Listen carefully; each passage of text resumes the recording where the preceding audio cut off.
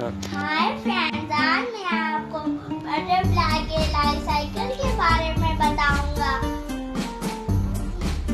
Butterfly सबसे पहले अपना एग लीफ पे रखती है, फिर एग में से कैटरपिलर निकलता है।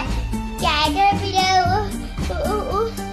उस जिसमें से वो बांध हुआ होता है उसको खाने लगता है। फिर वो फैट हो जाता है, फिर वो प्यूपा जेनिसिस में बदल जाता है, फिर वो अडल्ट प्यूपा जेनिसिस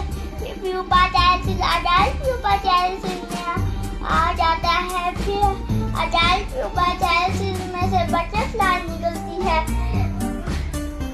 हमारे पास बटरफ्लाई के लाइफ साइकिल के फाइव फेसेस है।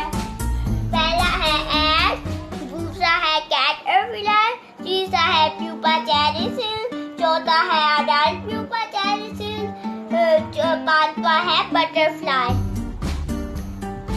थैंक